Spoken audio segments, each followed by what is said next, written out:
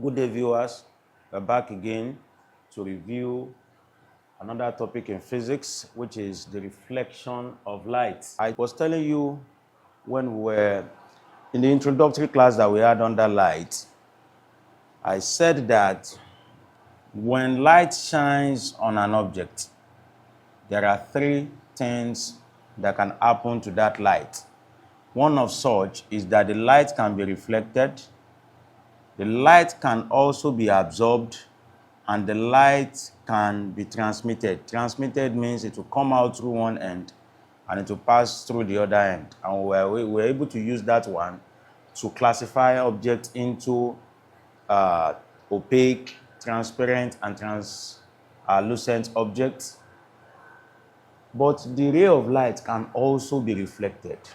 Reflected means it is sent back to the incident medium. The incident medium is represented by the medium where the light came through.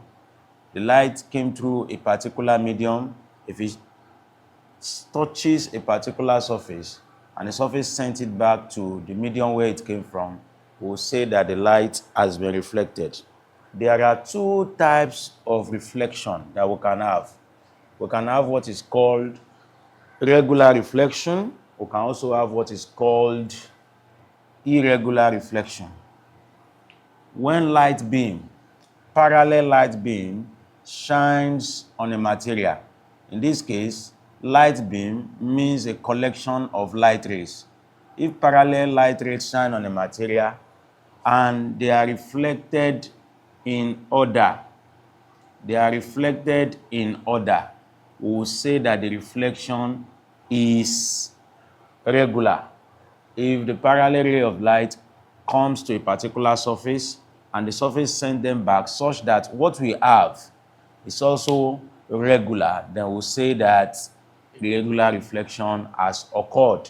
But if we have parallel rays of light coming to a particular surface, we have parallel ray of light coming to a surface and it is reflected such that it is no longer parallel, such that the beam is no longer parallel or the rays of light are no longer parallel, then we say that this is an irregular reflection. When the surface that is reflecting light is smooth, then we have a regular reflection. But when the surface that is reflecting light is rough, then we have an irregular reflection. A very smooth surface can be exemplified by a plane mirror. A mirror or a glass surface can be taken to be a smooth surface on which regular reflection can take place. The surface of a book, the surface of a wall, and the surface of most metals, the surface of a cloth can be taken as surfaces where irregular reflection occur. When reflection takes place, what are the laws that guides the process of reflection? We are going to move into that, and I'll call that the laws of reflection. But before we move on, there are terminologies that we should try to visit. When light shines on a particular surface, I told you that the line with an arrow that we always use to represent light is a ray of light. So if we have a ray of light shining on the surface, I will say that the ray of light is incident on the surface. It's incident on the surface. That means it is touching the surface. It is coming to the surface. The point where it hits the surface will be called the point of incidence. It will be called the point of incidence, and the ray of light itself will be called the incident ray of light. Incident ray of light. This is the incident ray. We now know that when light ray shines on the surface, if the surface is smooth enough, if it is hard enough, if it is rigid enough, then it will be reflected. That means it will come off again from the point of incidence. Please note the direction of my arrow on the ray of light. While one shows that the light ray is coming to the surface, the other shows that the light ray is leaving that particular point. I will call this the reflected ray of light, the reflected ray.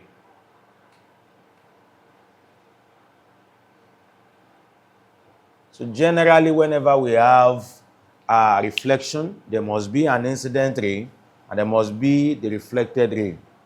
Now, the line that I want to draw that is perpendicular to that surface, there's a line that I will draw representing an angle that is perpendicular to that surface, that is making 90 degrees, not with the ray of light.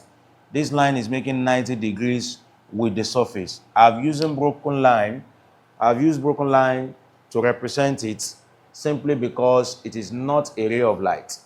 Now, this line will be referred to as the normal.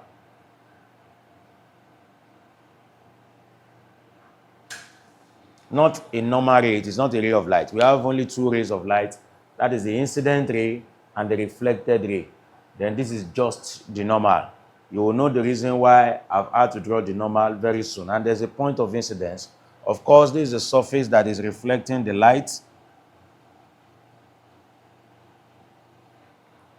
So anytime reflection takes place, we must have this 1, 2, 3, 4, 5 items. Now let us go straight into the laws of reflection. The laws of reflection are just two. And I'll state the first one. The first law of reflection states that the incident ray, the reflected ray, and the normal at the point of incidence all lie on the same plane. The incident ray, the reflected ray, and the normal at the point of incidence all lie on the same plane. This is the plane on which they are. That means it is not possible for you to have an incident ray that can be represented with a line on the board. You will now have a reflected ray that will come out of the board. That is not possible.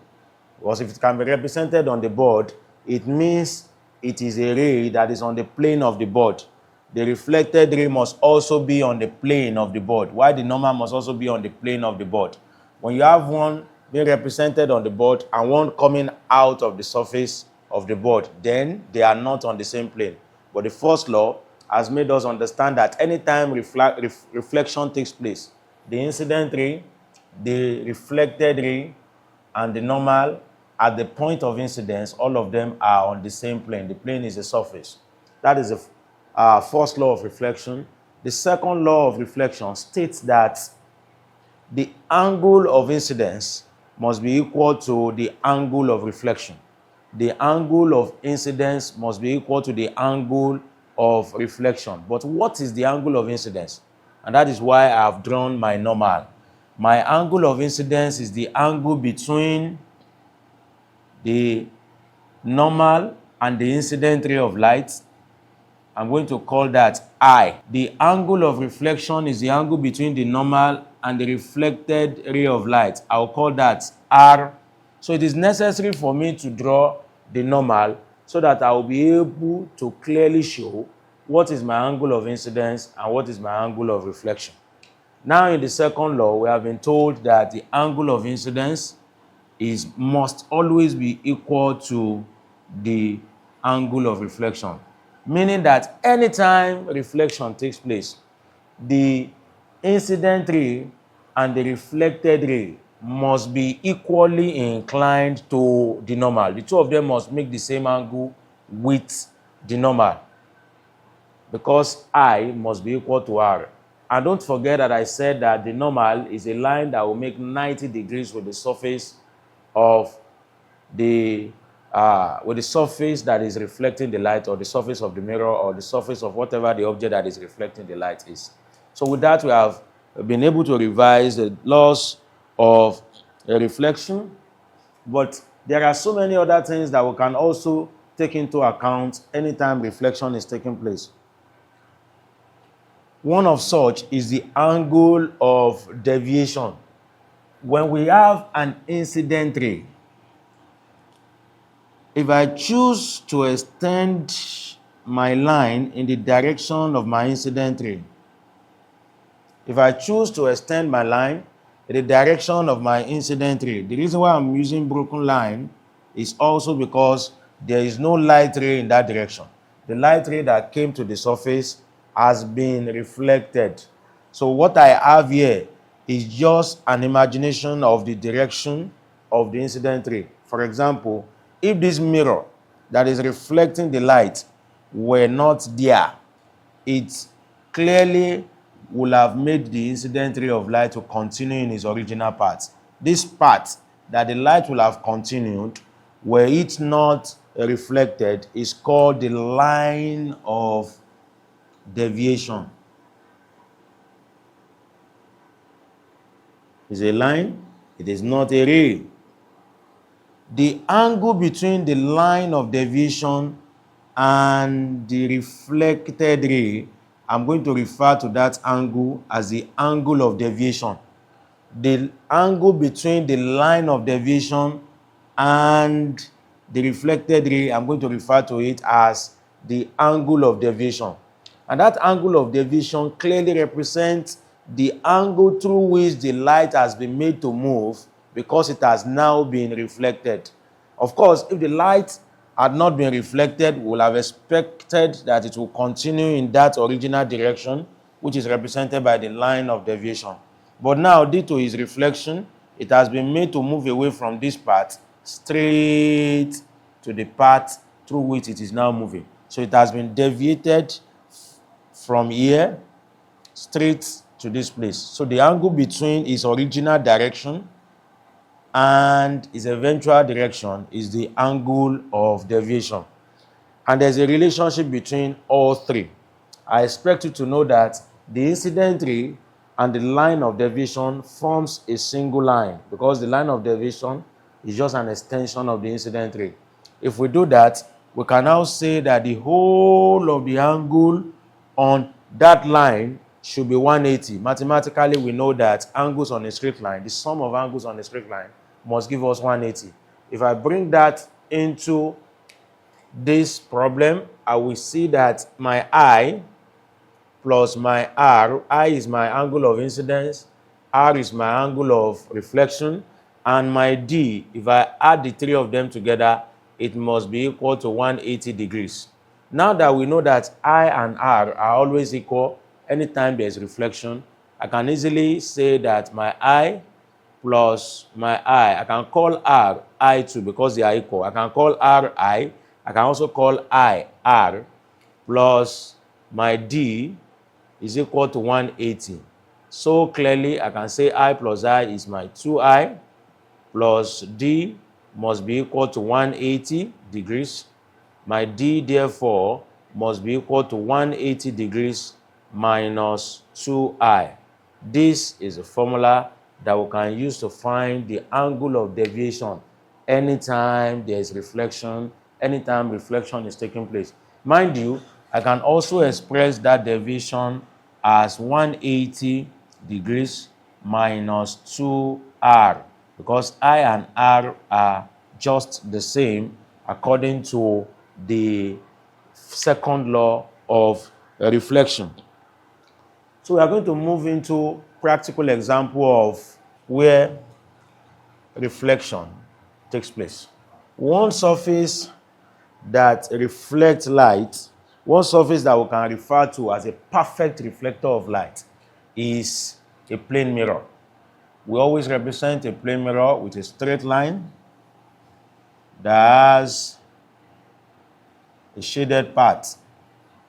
Remember that when you hold a mirror, you can only view your image from one side of the mirror because the rear side of the mirror has been painted or it is opaque. I cannot hold the mirror and I face the rear side of the mirror. I will not see any image. But if I face the reflecting side of the mirror, you will expect me to see an image. That is because the mirror can only reflect light from one of the surface. At the other surface, it cannot reflect light. So we expect that anytime we stay in front of a mirror, we always see our image. What is the process of image formation on a mirror? A mirror forms image by reflection. A mirror forms image by reflection. I was telling you when we were just introducing light that we see objects by the light that is sent to our eye. If you are seeing an object, if you look at an object and you can see it, it is because that object is sending its light to you. If the object is not luminous, does not have its own light, it will now have to rely on light from other sources to be shown on it before it can send those light to your eyes and you can then see it. That is why it is practically impossible for you to see an object that is not producing its own light in darkness. That is definitely not possible because it is there, but you cannot see it. Why? There's no light that it has to send to your eye. So when you check people at night, you don't get to see them because they are not sending light to your eye. So one way by which you can see them is for you to shine a light from probably a torch or a bulb to them. The light will go straight to them, then they will reflect it to your eye, then you can now clearly see them. So when you stand in front of a mirror, what happens is you will send light. Your body will send light that it is reflecting from other sources straight to the mirror. How do we now get to see the image that is formed? Either your image or somebody standing in front of a mirror and you are somewhere just looking into the mirror, you'll be able to see the image of the person in the mirror. So if I have someone standing in front of a mirror and I stand some distance away from the person so that I can see what is going to be produced on the mirror, I will definitely see the image of the person on the mirror. How is that possible? I've just told you that all objects produce light. It doesn't have to be light of their own. Sometimes the light is not their own light. So when they send light to the mirror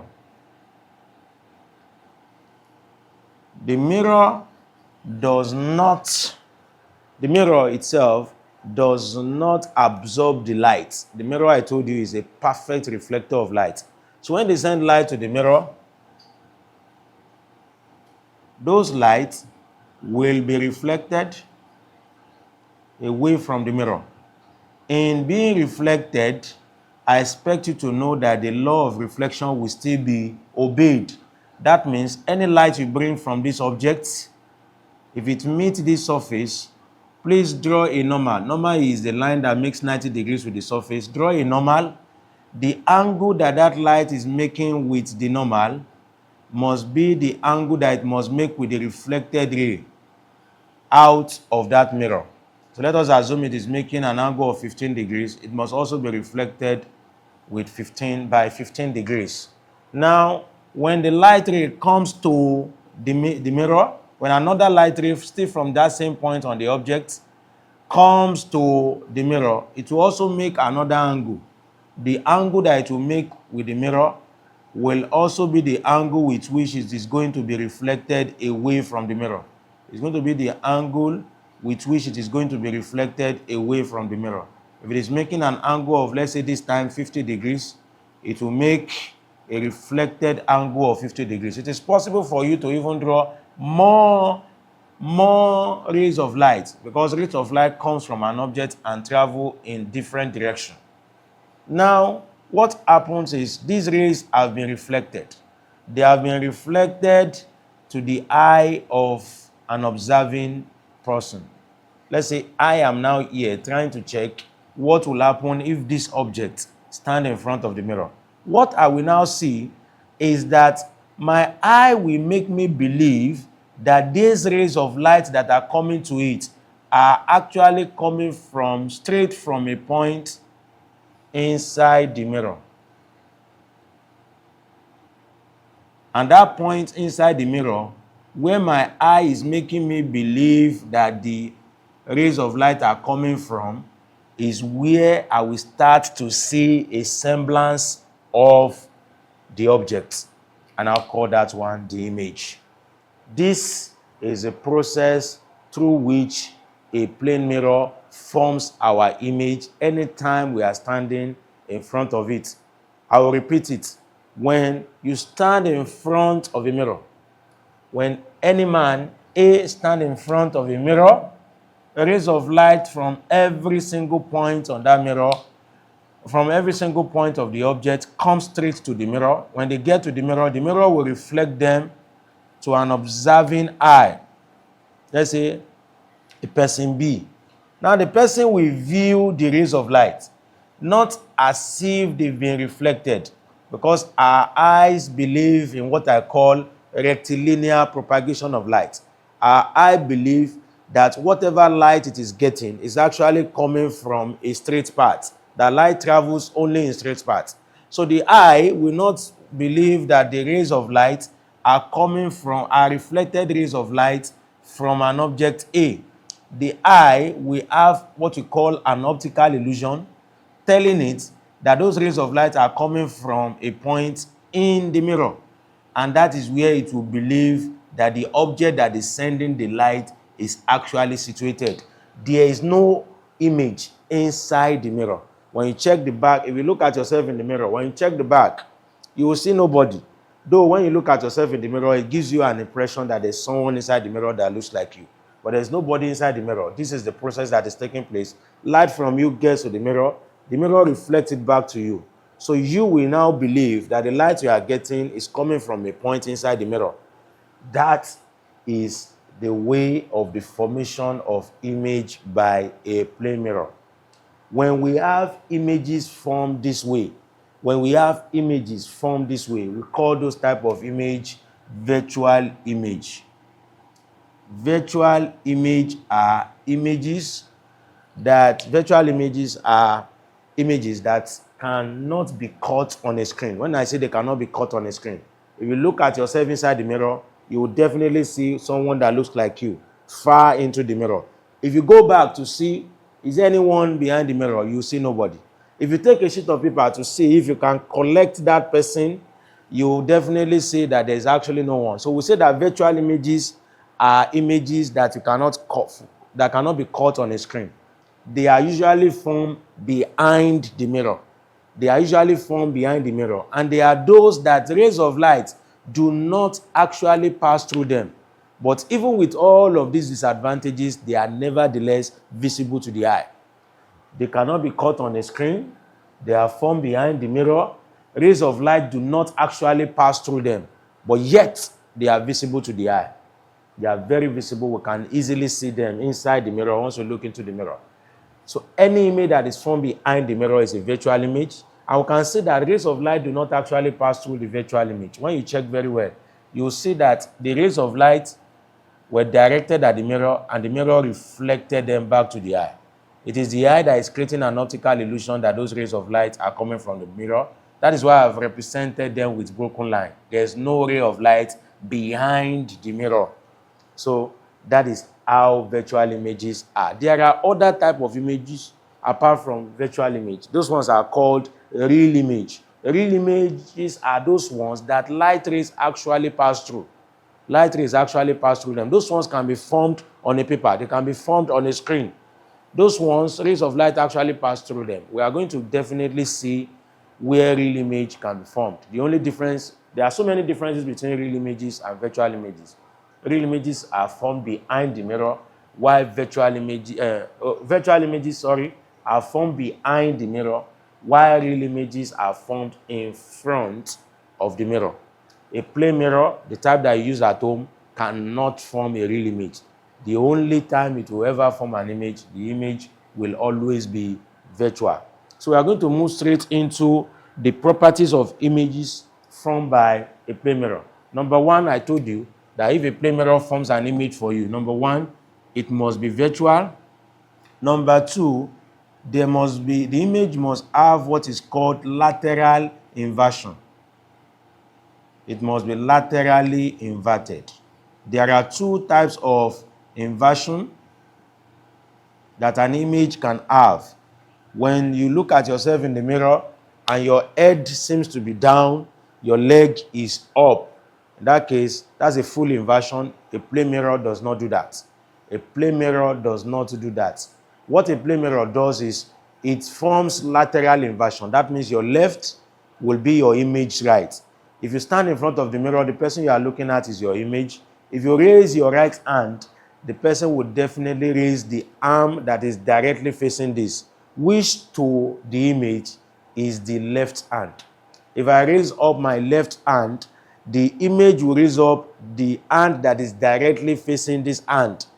And for the image, that will be his left. That will be his right. So when your left is your image right, and your right is your image left, we say there is a lateral inversion. So lateral inversion is also the property that the image formed by a plane mirror must have. Generally, the image formed by a plane mirror must also have a magnification of 1.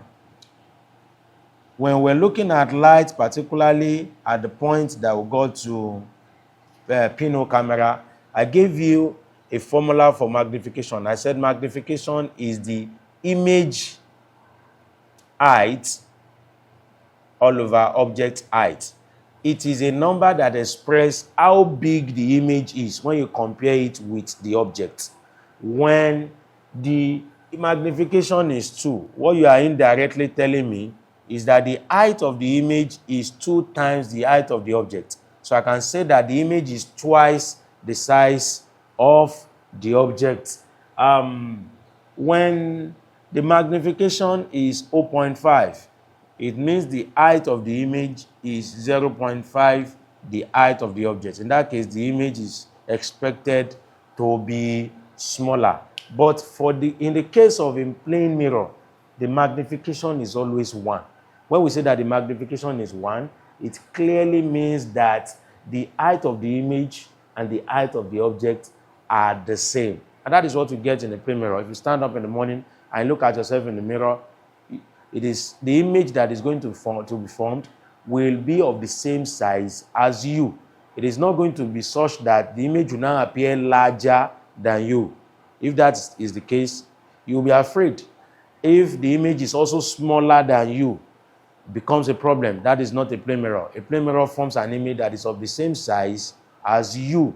So you can use that one to know if the mirror that you are looking at is even a plane mirror or not a plane mirror. Anytime you look into a mirror and the size of the image that you have does not agree with what you are expecting, then it is not a plane mirror. There are some mirrors that form smaller images and there are some mirrors that form bigger images. We are definitely still going to get there. Another thing is the image is as far behind the mirror as the object is in front. If the distance between the mirror and the image is taken to be V, and the distance between the mirror and the object is taken to be U, the image distance and the object distance must also be the same.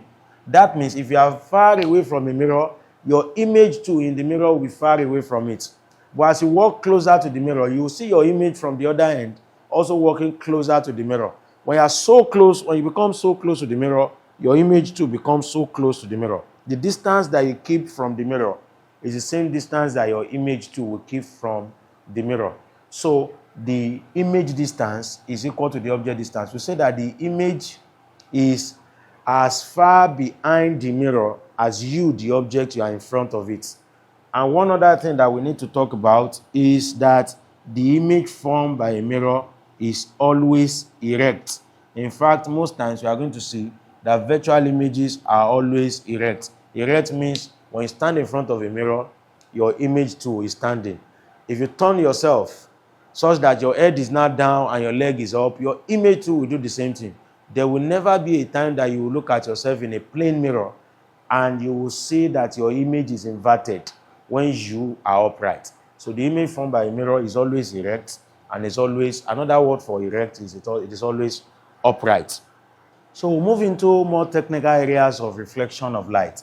When we have, I told you earlier, that if we have a ray of light that comes to a mirror, that is called the incident ray of light. Then it is possible for us to have a normal, because we now have a point of incidence where that ray of light hits the mirror. Then we have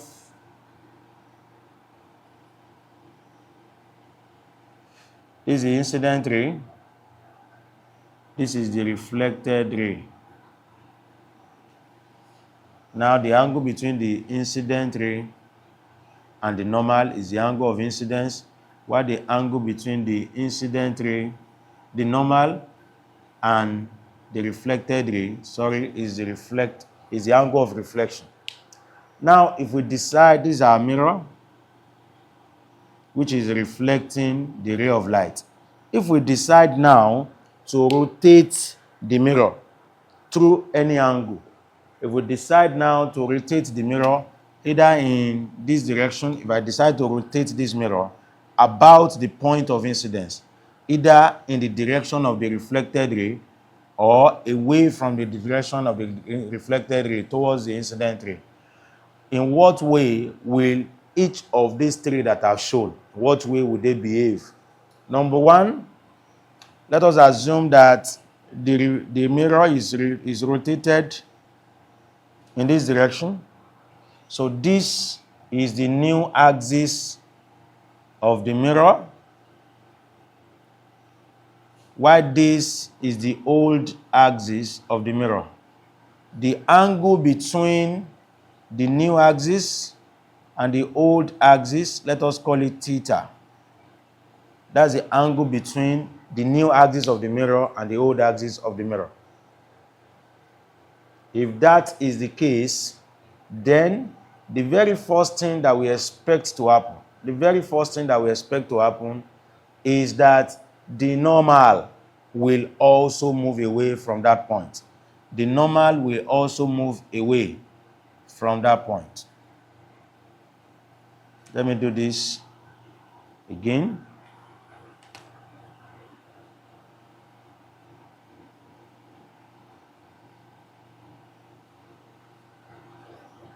When you rotate a mirror,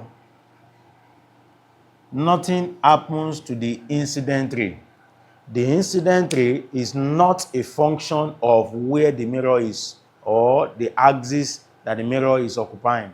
The incident ray is a function of the person that is holding the light. If the person chooses to remain where it is, whatever happens to the mirror, the incident ray maintains its direction. But the normal will be the first to be affected. The normal must be the first to be affected. The normal becomes the first to be affected, and that should be if the mirror has moved by 90, and the normal must always make 90 degrees with the mirror. If the mirror has moved by theta, and the normal must always make 90 degrees with the mirror, it means if I move the mirror by theta, for the normal to maintain its perpendicular nature still to the new axis of the mirror, then it must also move by theta. When you have two lines that are perpendicular to each other, if you now move this by 30 degrees, let us say you now move this by 30 degrees, it means what you have is no longer at 90 degrees with this. It is now at 60 degrees. So the only way this line B can restore being 90 with line A, this used to be line A, this is now the new axis of line A.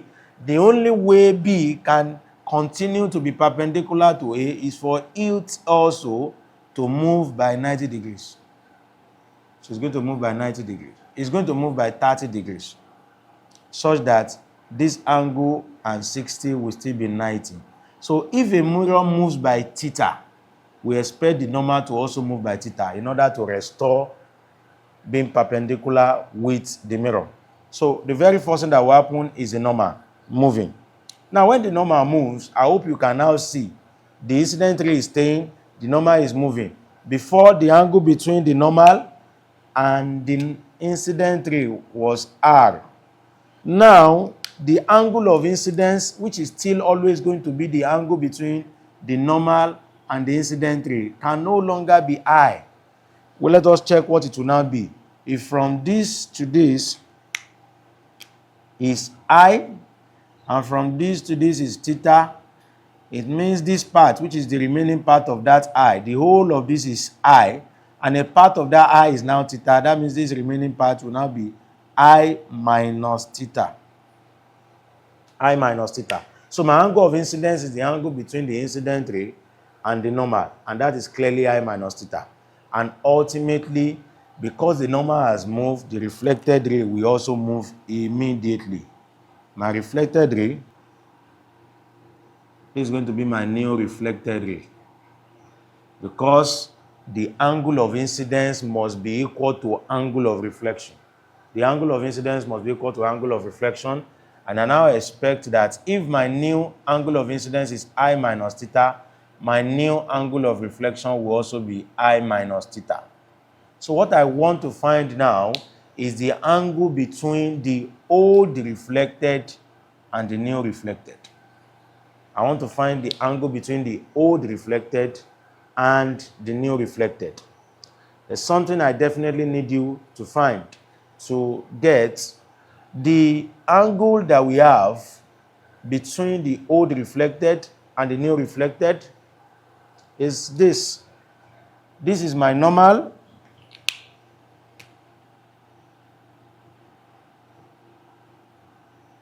If from here to here is I minus theta, from the new normal to the new reflected is I minus theta. But from the new normal to the old normal, that is theta. From the new normal to the new reflected is the old normal to the old reflected is R. The old normal to the old reflected is R. I want to now find this. Let me call it X. That's the angle between the old reflected and the new reflected and the old reflected. What I want you to check is there are two ways by which I can refer to the angle between the new normal and the old reflected. It can either be I minus theta plus X, 1, I minus theta plus X. It is also theta plus R. It is also theta plus R. Theta goes from here to here. R goes from here to here. It is also theta plus R. And don't forget that my R is the same thing as my I. So I can continue some simplification here. I will collect like terms, bring theta to one side and bring I and X to one side. I will have I minus I is equal to theta minus X plus theta. That should give me 0 is equal to theta plus theta is 2 theta minus X. That means my X must be equal to 2 theta. So therefore, anytime you rotate a mirror by theta, the reflected ray must also rotate by 2 theta.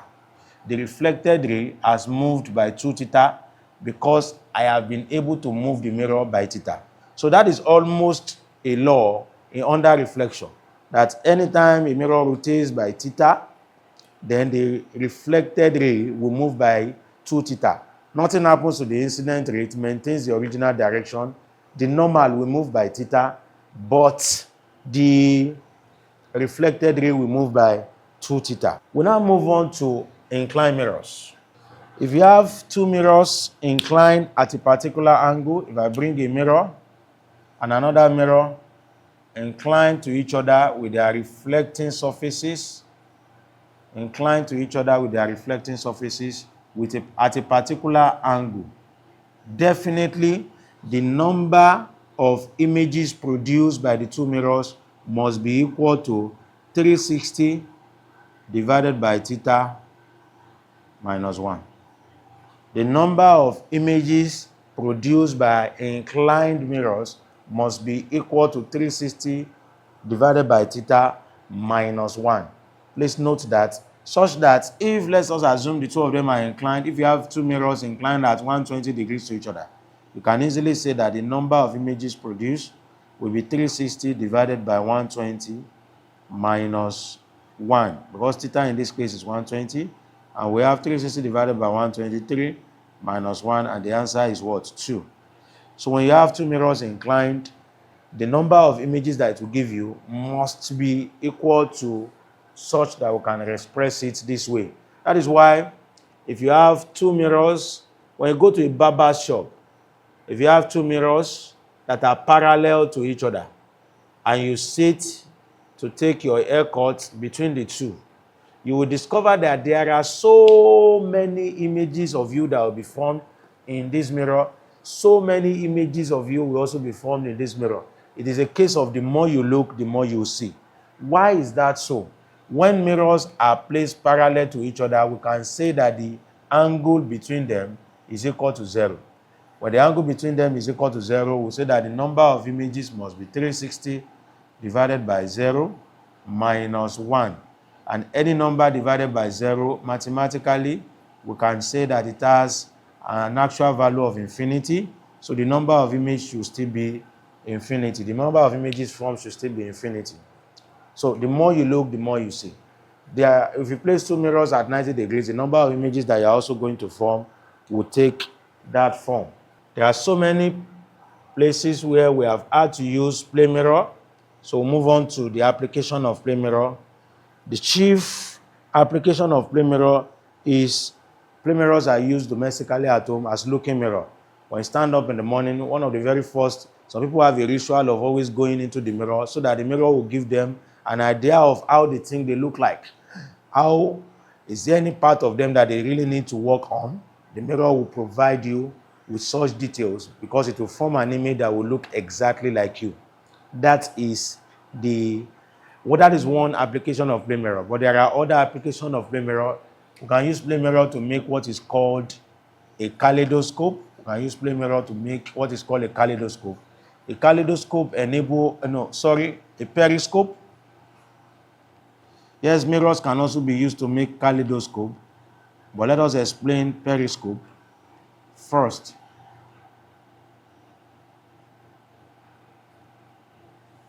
A periscope can be used to see over an obstacle.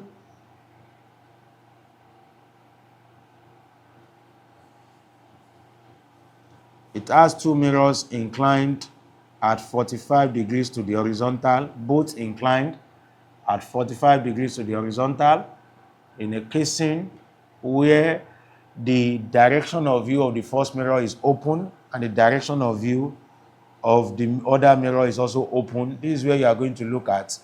If, for example, we have an obstacle around the point of sight, and something is happening here. Something is happening here that you can naturally not see. You can use a periscope to bring it to view. How? The image of that particular item will be registered on this mirror. And because this mirror is directly facing it, its image will also be registered on this, and you can get it seen. So a periscope uses two inclined mirrors at 45 degrees to the horizontal or vertical for both, and it is used to see over an obstacle. There are other instances too. When mirrors are inclined, we can use them to make what we call the mirror galvanometer that can be used to measure small amount of current, and it can also be used to make a kaleidoscope, which is more or less like toys that can be used to play by little kids. So we have to, at this point, we want to look at some questions based on what we have talked about. The first of such question is this. We have two mirrors. Of course, the two of them are inclined at an angle of 90 degrees to each other.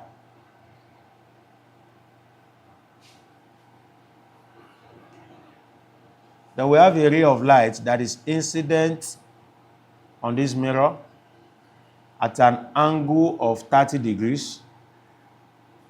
The ray of light is now reflected to the second mirror, and that second mirror reflected it back out of that system. This is referred to as A, this is referred to as B, it is referred to as C, and this is referred to as D.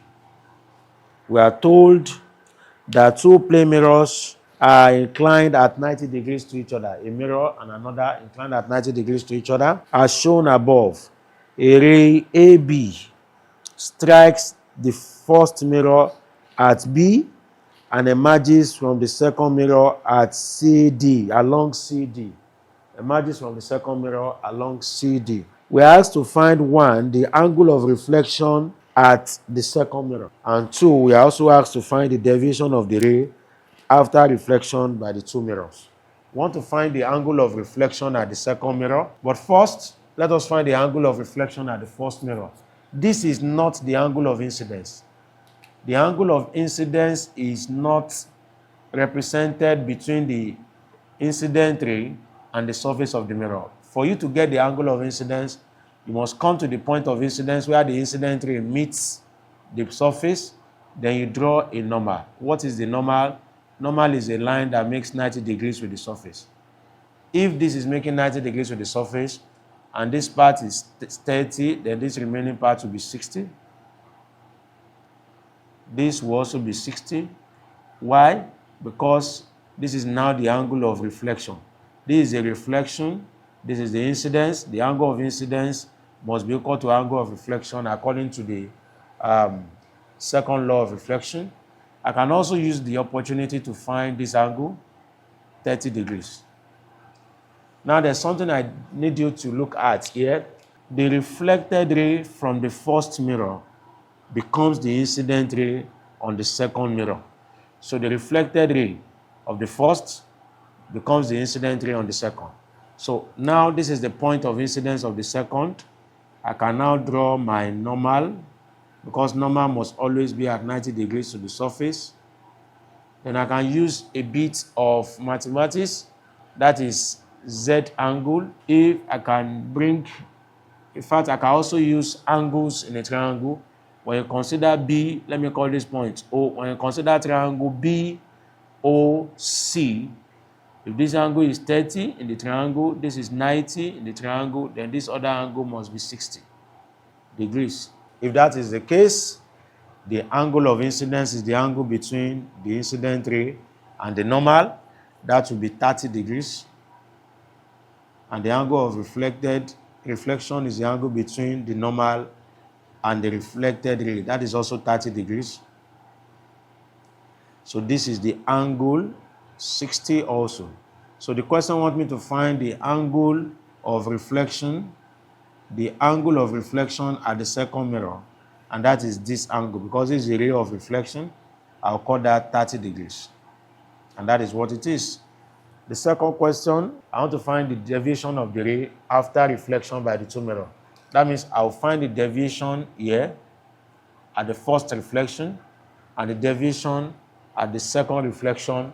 Then I will add them together. I can add deviation together. Meanwhile, I cannot add incident ray and I cannot add reflected ray, but I can add the deviations together. If that is the case, I can get the deviation. Remember, we described deviation. I said the line of deviation is an extension of the incident ray. This is the incident ray at the second mirror.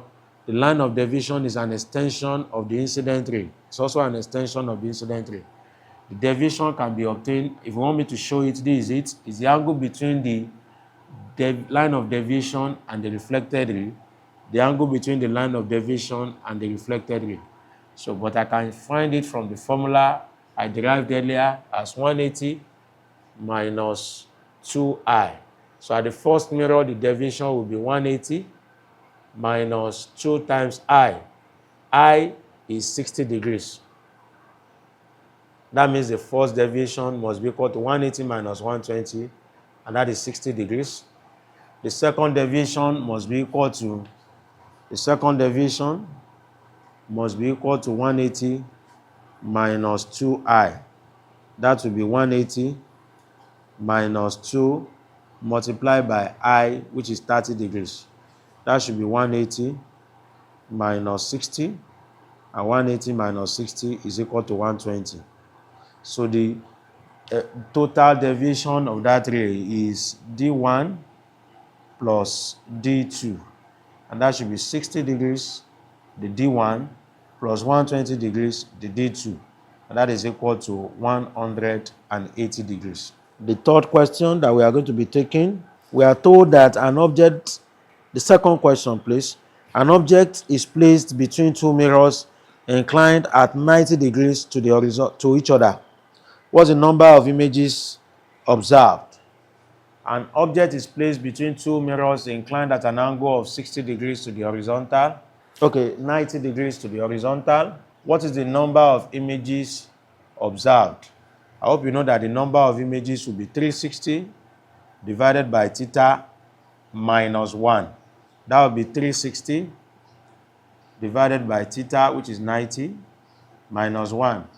360 divided by 90 is 4. When we subtract 1 from 4, we have 3. So, and that is the number of images that will be produced. We'll move on to questions on inclined mirrors. I'll be rotating mirrors.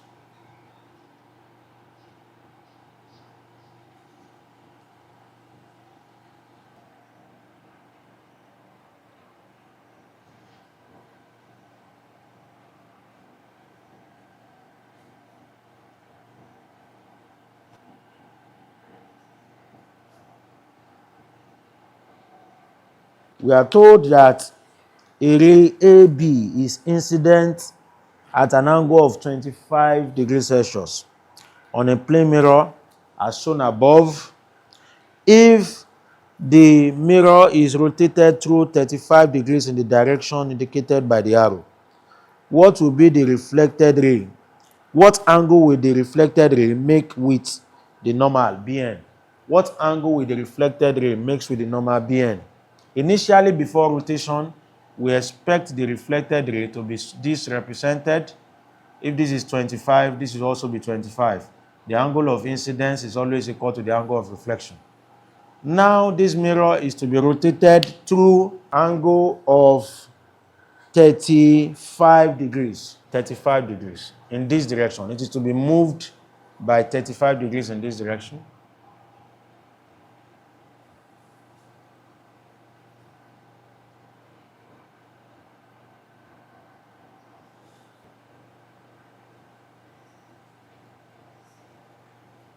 The question now is, what angle will the reflected ray now make with the normal BN? What angle will the new reflected ray now make with the normal BN? We expect the reflected ray, now that we have moved the mirror, we expect the reflected ray to move into a new position. The reflected ray, like I told you, will be affected by a rotating mirror. It will move to a new position. We expect the angle between the old reflected and the new reflected to be 70 degrees. Why? We said earlier that anytime you move a mirror by theta, the reflected ray will move in that same direction by 2 theta. So if I have rotated the mirror by 35, I expect the reflected ray to rotate by 35. I am now asked to find the angle between the new reflected and the normal BN. That angle should clearly be 70 degrees plus 25. This is 70 and this is 25. The angle that is required of me must be 70 degrees plus 25 degrees, and 70 degrees plus 25 degrees must be 95 degrees. And that's the answer to our question. We'll solve one more question on rotating mirror and we'll move on to reflection of light at curved surfaces. A horizontal beam of light from a lamp falls on a plane mirror and is reflected horizontally through an angle of 90 so as to fall normally on a screen 1 meter distant from the mirror and from a spot of light. There is an horizontal beam of light. It meets a mirror.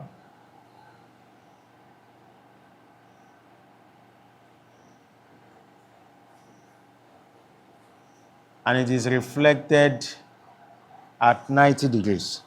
I must tell you, if you have a ray of light that is passing through the normal, a ray of light that is taking the direction of the normal. What's the direction of the normal? The normal is always 90 degrees to the surface. If we now have a ray of light that is passing through the normal, it means the angle of incidence is 0. Because the angle of incidence is the angle between the incident ray and the normal.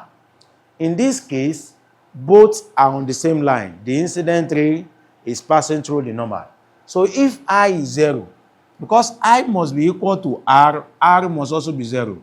It means if you have a ray of light that passes through the normal, it will also be reflected along that normal. It will come through the normal and to go through the normal. In such case, we use terms like a ray of light is incident normally. If you are told that the ray of light is incident normally, it means it is passing through the normal and it will also be reflected normally. And that is an example of what I think we have here. They said a horizontal beam of light. There's a horizontal beam of light. It's coming from a lamp and it falls on a plane mirror and is reflected horizontally also.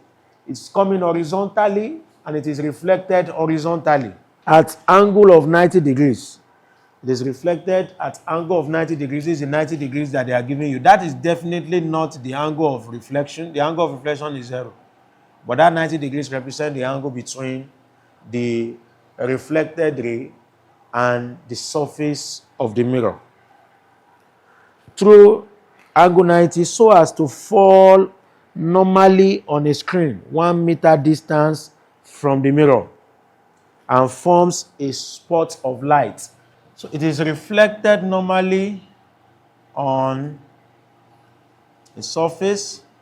We are told that that surface is placed 1 meter from the mirror and it forms a spot of light on that surface. It's forming a spot of light on that surface.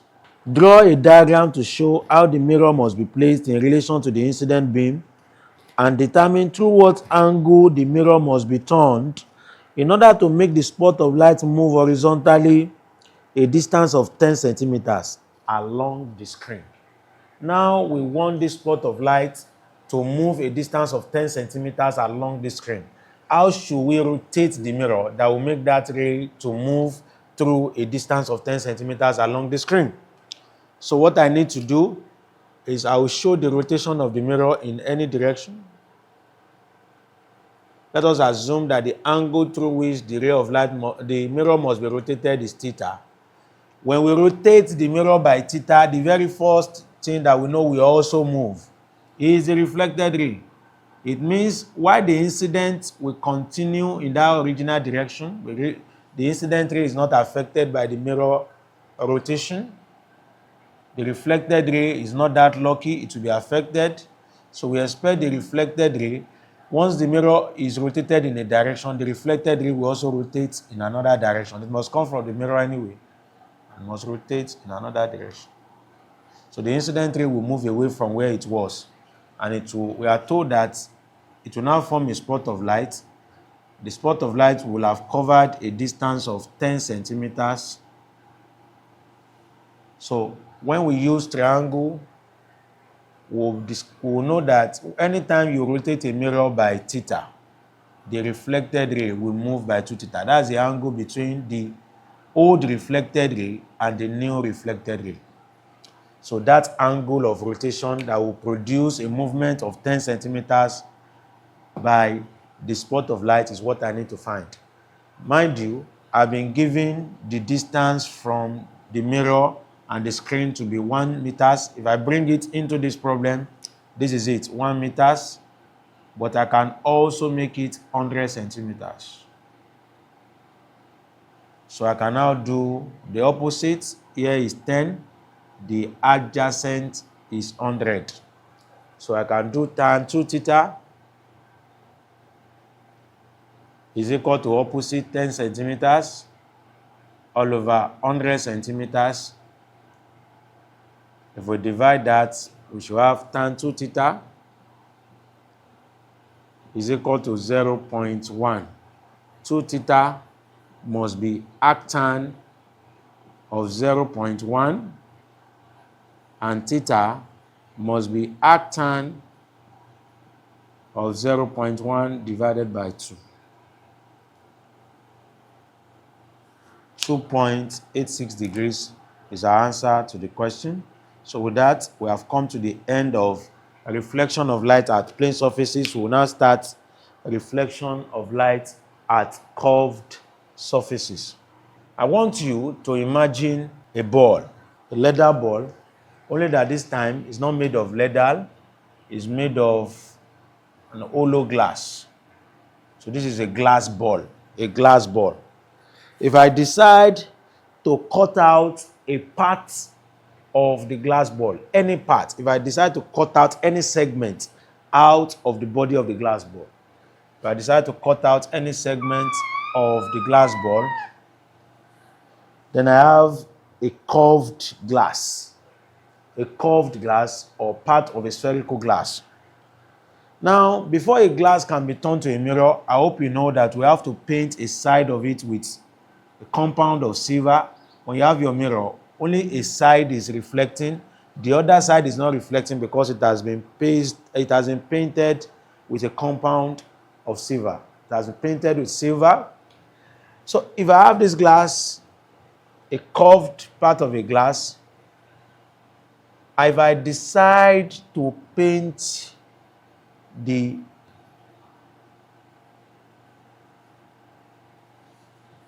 outer part, what I will get will be a mirror. But it will be a mirror that will be different from one in which I have decided to paint the inner portion of the glass. One is a mirror that I can call a concave mirror. One is another mirror that I can call convex mirror. So a concave mirror is one that is reflecting on the inside, but it is opaque or painted on the outside. While a convex mirror is one that is reflecting on the outside, but it is painted on the inside. The two of them form what we refer to as a pair of spherical mirror or a pair of curved mirror. And we are going to be studying how they reflect light and what are the type of images that can be formed on them.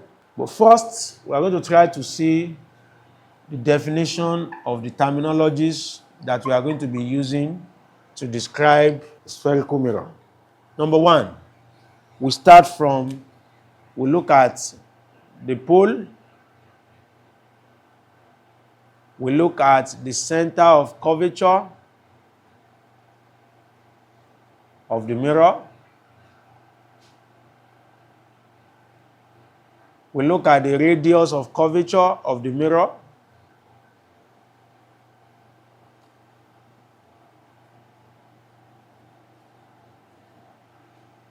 we are going to look at the aperture,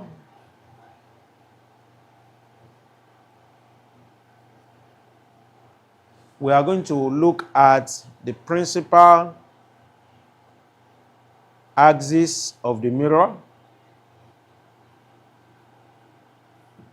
and we are also going to look at the principal focus of the mirror. Principal focus can be represented with capital letter F, the radius of curvature small letter r, the center of curvature capital letter C, the pole capital letter P, and lastly we'll look at the focal length of the mirror. Focal length of the mirror is represented by small letter f. These terms, we are going to try to define each one of them to see how they can be represented so that when we get to meet them later, we will know what each means. When we have a mirror, the center of the reflecting surface of the mirror is called the pole. And we have a pole for both concave and a pole for convex. The center of the reflecting surface of the mirror is called the pole. We can have center of curvature. The center of curvature is the center of the sphere from which the mirror forms a part. The center of the sphere from which the mirror forms a part. Don't forget that I said either of concave or convex is actually formed from a mirror, from a sphere, a glass sphere. Of course, if it is a sphere, it will have a center. By the time I get a mirror out of this, then I will expect that what used to be the center for the mirror will now be called the center of curvature of what used to be the center of the glass or the sphere will now become the center of curvature of the mirror. That is why we define the center of curvature as the center of the sphere from which the mirror forms a part. If we know the center of curvature, we will know the radius of curvature. The radius of curvature, the sphere that forms the mirror, obviously also have a radius.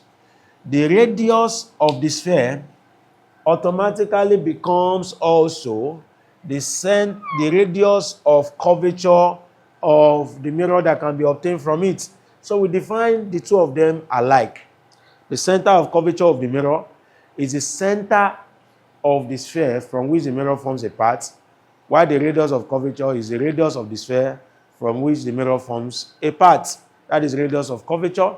One thing I would like to tell you about the radius of curvature and the center of curvature for both spherical mirrors is that, of course, this is a concave mirror and this is a convex mirror.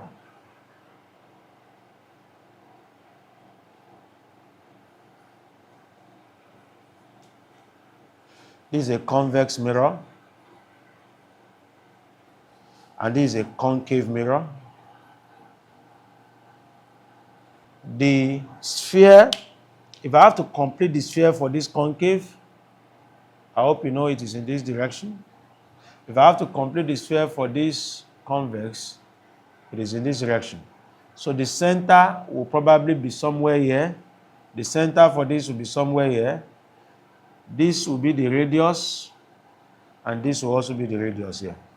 What I need to show you now is to make you see that the center of curvature and the radius of curvature for a convex mirror both lie behind the mirror. They lie around the part of the mirror that is opaque.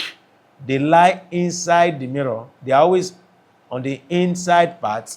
The inside portion of the mirror in this case is the opaque side. It's the front that is the reflecting side. So both the center of curvature and the radius of curvature are the rear side, while for concave, the center of curvature and the radius of curvature are in front of the mirror. When I say the front of the mirror, I mean the point of the mirror that is reflecting, not at the back, the rear that is opaque. We are going to need the knowledge of this by the time we start to plot the image of objects. Now, from the pole to center of curvature, remember that I've already shown you the pole as the center of the reflecting surface, the pole as the center of the reflecting surface. The line PC that joins the pole to the center of curvature. The line PC that joins the pole to the center of curvature is what is called the principal axis of the mirror. So the principal axis of the mirror is a line PC that joins the pole of the mirror to the center of curvature. Aperture is just the width of the mirror. How large is it? From here to here, the aperture. From here to here is also the aperture. So aperture is the width of the mirror. It helps us to know how big the mirror is. Principal focus of the mirror is a point on the principal axis, and I definitely want you to listen to the definition of principal focus. It is the most important part of a mirror, and we are going to get to see that now.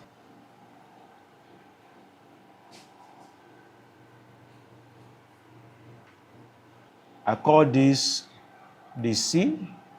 I call this the C, convex, concave. The principal focus of the mirror is a point on the principal axis. It is a point on the principal axis to which rays of light parallel and close to the principal axis converge after reflection by the mirror. I will define the principal focus for a concave mirror first. Then I'll come to that of a convex mirror before I now bring the two together. This is concave.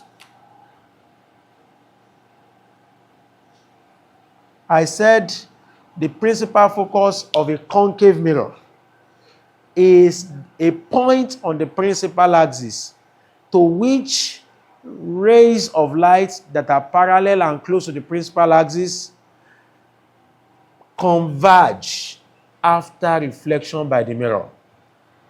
If you want to bring that to view, principal focus is a point on this principal axis. Number one, it is the point to which rays of light that are close and parallel to the principal axis. These are principal axis. There are rays of light, because rays of light can approach the mirror in any direction. But specifically those ones that are parallel to the principal axis, that comes to the mirror, such that they are parallel to the principal axis, those ones that comes to the mirror, such that they are parallel to the principal axis, the points to which they converge after a reflection by the mirror. Of course, when lights get to the mirror, we expect the mirror to reflect them. We saw that under plane mirror. It is the same for curved mirror too. Mirrors, whether curved or plane, reflect light. So when those rays of light gets to the mirror, if they are such that they are parallel and they are close to the principal axis, when they get to the mirror will bring them to F. The mirror will bring them to F. The mirror will reflect them to F. The mirror will reflect them to F. So we now define F as a point on the principal axis to which rays of light that are parallel and close to the principal axis converge after the mirror has reflected them. So once if a ray of light is coming in a way that is parallel and close to the principal axis, when the mirror reflects it, the mirror will take it to F. So F is the point where the mirror will bring all of those rays to. That is why we use the word converge. So therefore, another name for concave mirror is converging mirror.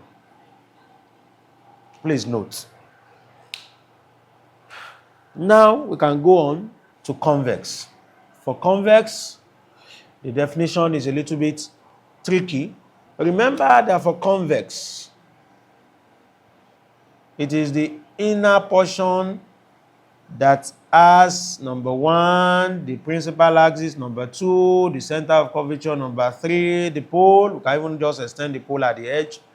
So, principal focus for a convex mirror will be structurally different, though it is also a point on the principal axis. So for both convex and concave, principal focus can be found on the principal axis. It is a point on the principal axis to which rays of light that are parallel and close to the principal axis. But the question is, how do rays of light come parallel and close to the principal axis? Mind you, light cannot come from the rear side of the mirror. This is the painted side of the mirror in convex. So light cannot come from this side. For concave, light can come from this side because this side is reflective. But light cannot come from here. If light is going to approach a convex mirror, it must come through the reflecting surface. So they can also come through the reflecting surface in a way that will show that they are still parallel to this principal axis.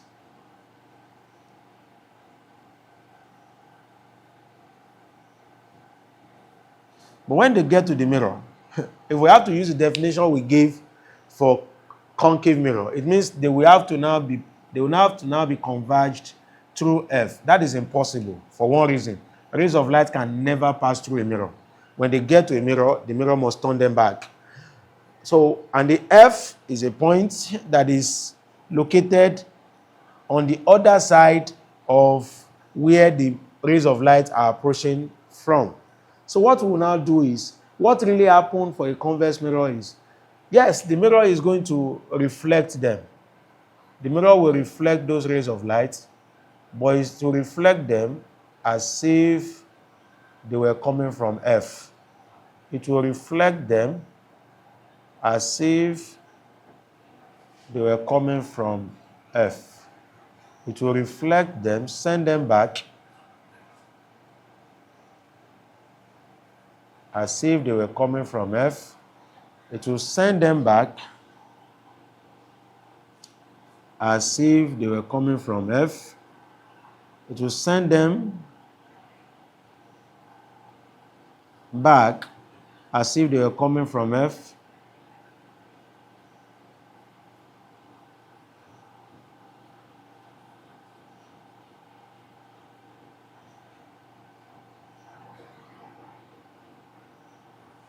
So that is it.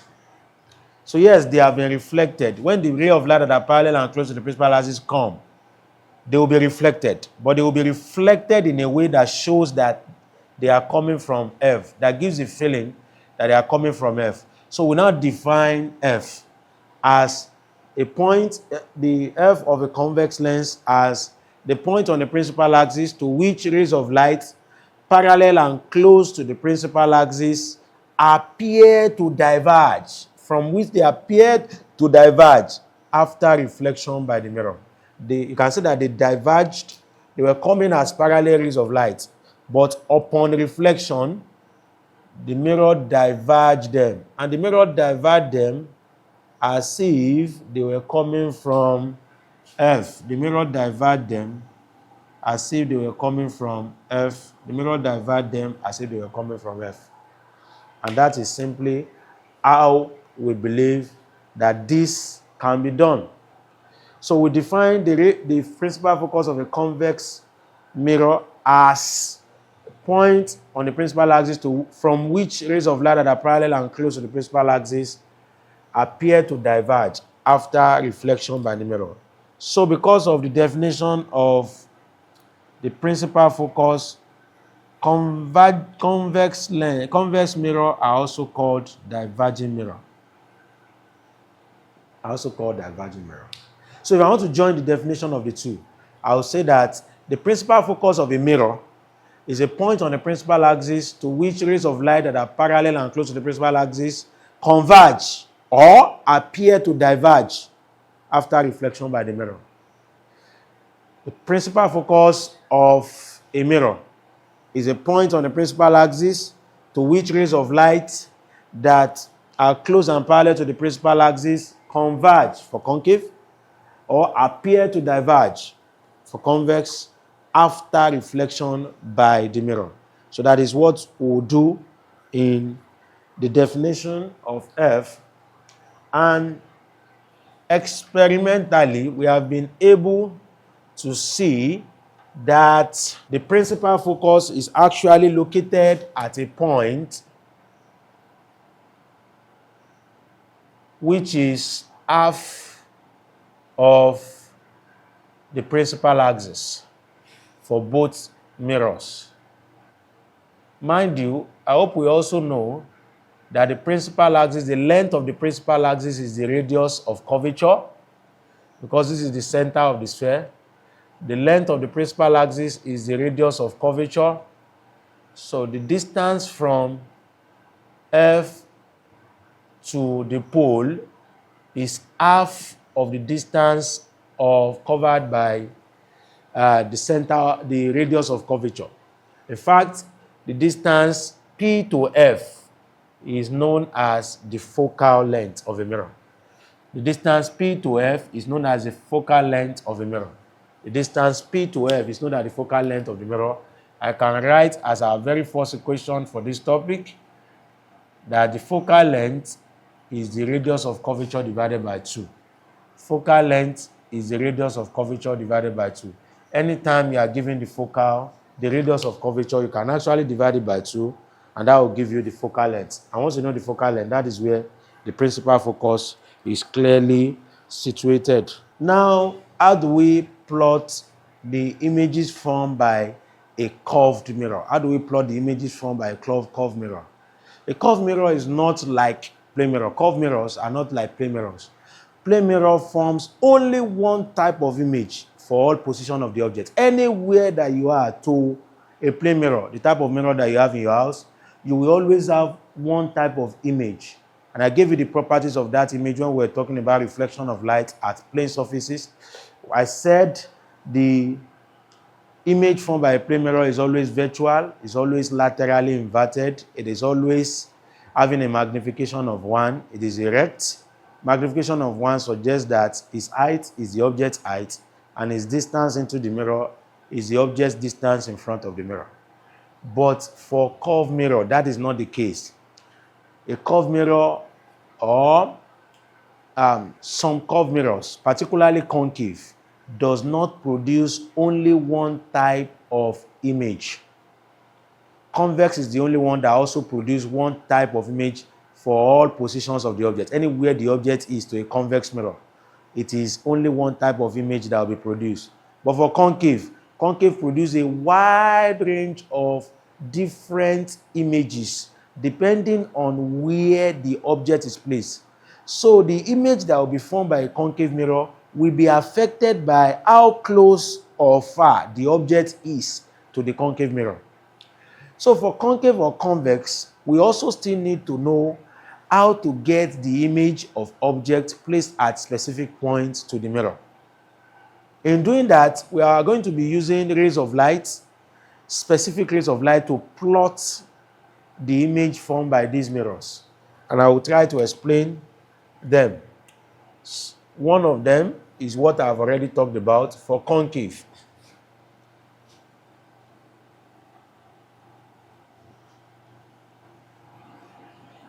For concave, mind you, I said concave has a pole, it has a focal length, it has a principal focus, and it has a center of curvature.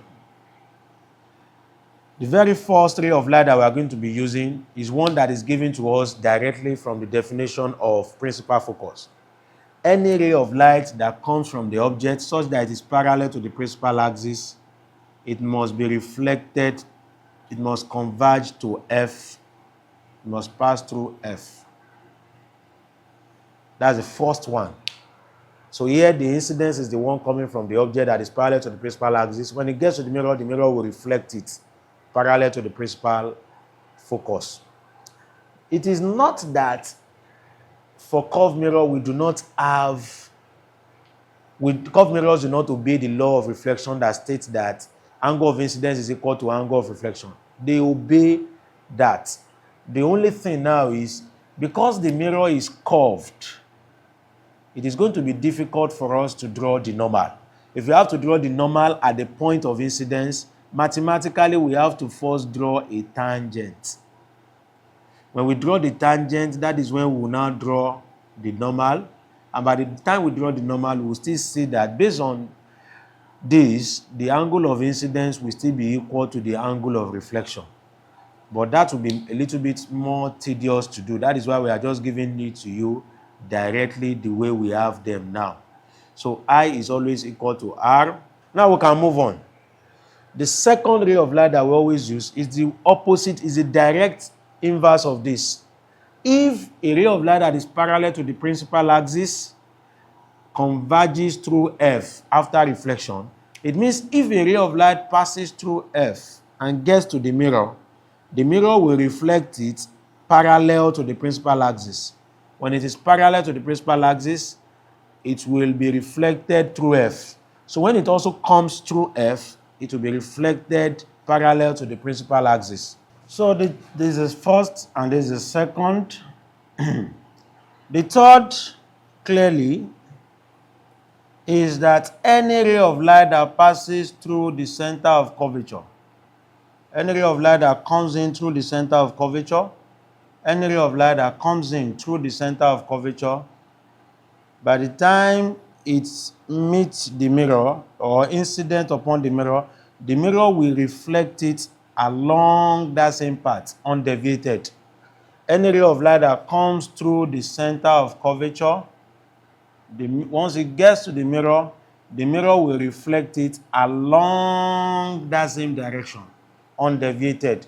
So we say a ray of light that comes through the mirror is undeviated after reflection. And the last, this one is seldomly used, but it's also true.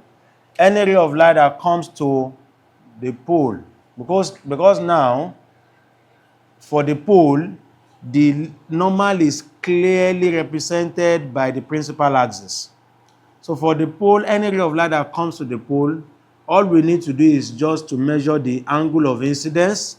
When we measure the angle of incidence, it will be reflected out of the pole with the same angle of reflection. This is what we can easily use that will confirm to us that the angle of incidence is actually equal to angle of reflection. Rays of light that comes to the pole will be reflected through the pole. And these are true for a convex mirror too. For a convex mirror, note that the pole, the principal focus, and the center of curvature are all behind on a convex mirror.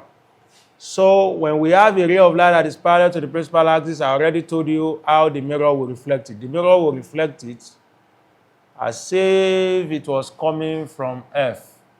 The mirror will reflect it as if it was coming from F. That is what we have. Also, any ray of light that goes through C, if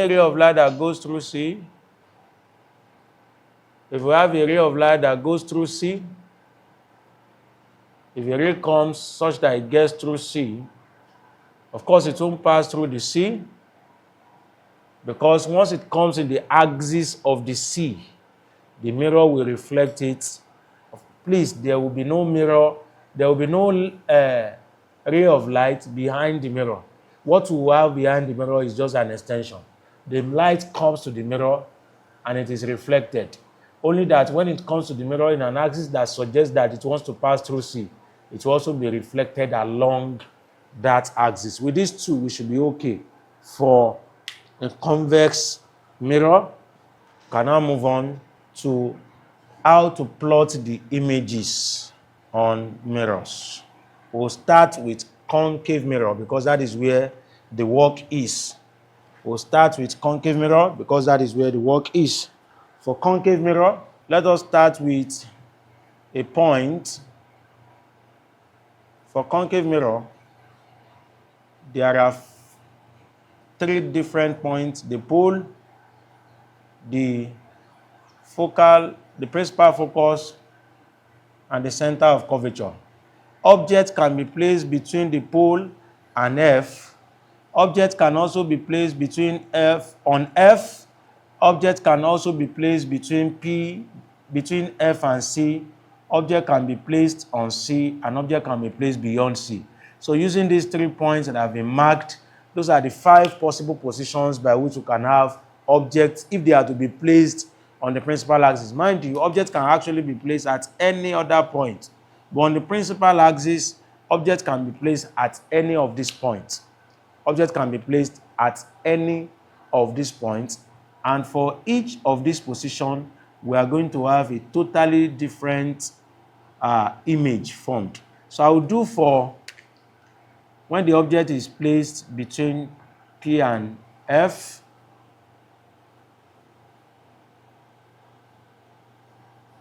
We are going to continue with that for when the object is placed exactly on F. We're also going to try to continue for when the object is placed between F and C. When the object is placed between F and C, we'll continue again for when the object is placed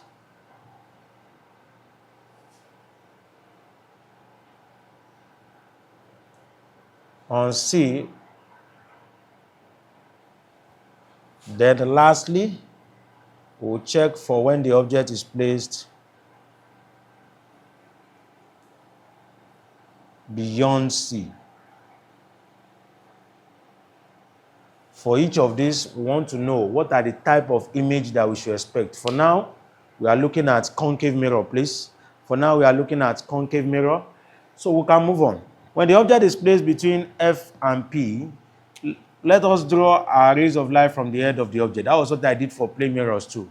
We can actually draw it for any other point on the object, but it is usually drawn for the head. It makes it simpler if we know where the head is. A ray of light that is parallel from that head, I will use any two of the 4 images that I told you that we can use to plot. From the 4 rays that I told you we can use to plot images of objects on the mirror. A ray of light that is parallel to the principal axis will come through F. When it gets to the mirror will send it through F. And a ray of light that goes through C must also pass through C. So I will join a line that will go through the head of the object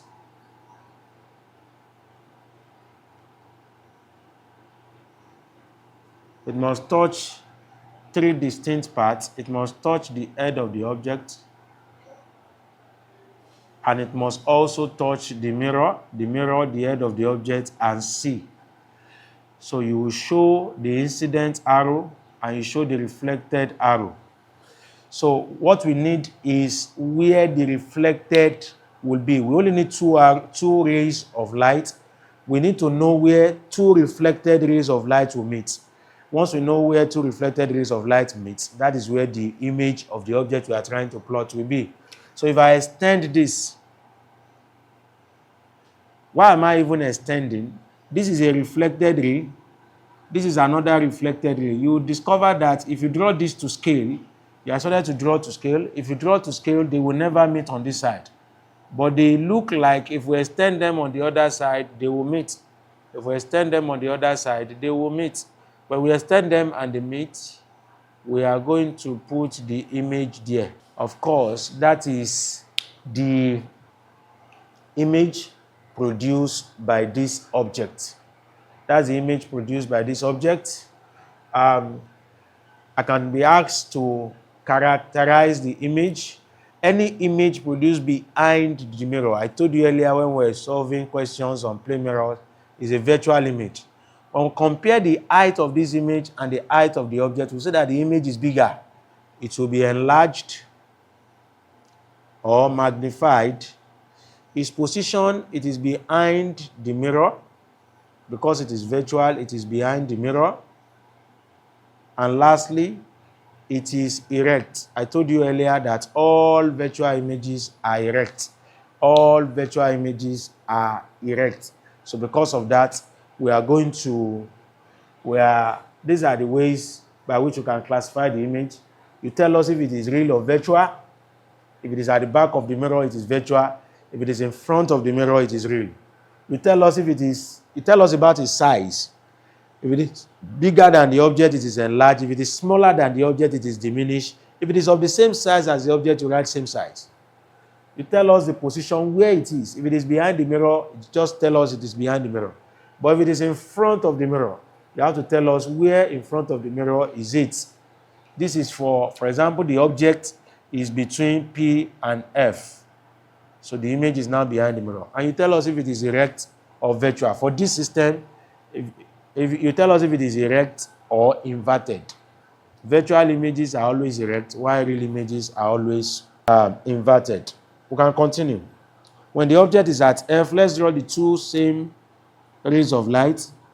A ray of light that is parallel to the principal axis will come through F. A ray of light that goes through C will touch the head of the object.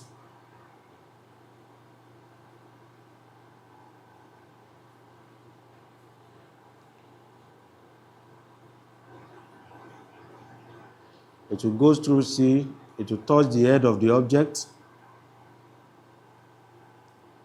It comes to the mirror. When it gets to the mirror, it is reflected. When it is reflected, any ray of light that comes through C, don't forget, when it gets to the mirror will turn it back. This is the object. Both rays of light are drawn from the head of the object. One comes to the head of the object, then it goes through C. One comes from the head of the object parallel to F, to the principal axis, and it comes through F. If you extend them on this side, they will not meet. If you extend them also on this side, they will not meet. So in this case, since they will not meet, the reflected ray will not meet in both directions, we'll say the image is at infinity. Because it is at infinity, we expect it to be very big, though that cannot be caught on the board. It will be parallel lines are lines that will never meet or will meet at infinity. They will meet at infinity. Infinity is a very large number, and we expect the size to also be very large. We expect it to be real. And being real, we take it theoretically to be real, and being real, it will be inverted. All real images are inverted. Technically, we just have to characterize it as such because it is infinity and we cannot even form it on the screen. We cannot form it on the board. Now, this is when the object is on F.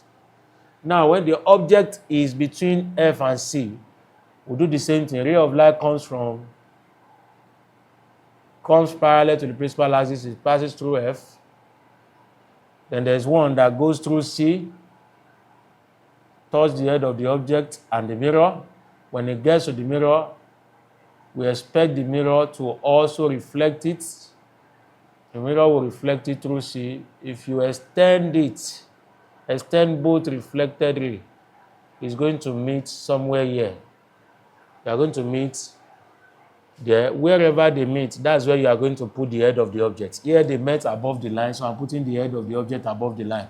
But here they are meeting below the line. I'm putting the head of the object below the line. So this is the image. If I want to characterize this image, it is obviously real because it is in front of the mirror. It is obviously magnified because it is definitely bigger than the object. Because it is real, we can see that it is inverted. Head is down, leg is up. And the last one, the position, it is beyond the center of curvature. It is beyond the center of curvature. And this one is one that we have to be very, very intentional about. Most of the time, students don't get to draw it because you will never get it if you don't draw perfectly to scale. But I'll still try to show you what is expected. The ray of light that is parallel to the principal axis will be reflected through F. At this point, I can't use the ray of light that goes through C. It's impossible for me to draw a line that will touch C, the head of the object. I will come to the mirror. Instead, it will come through F. I will show the third that will come through F. When it comes through F, then we expect it to come through C. We expect it to be parallel to the principal axis. It is parallel to the principal axis. Where they meet, that is where the reflected ray meet. This is one reflected ray. This is another reflected ray. Where the two of them meet, we'll put the image there. If we draw it very well, we'll observe that the image will be real.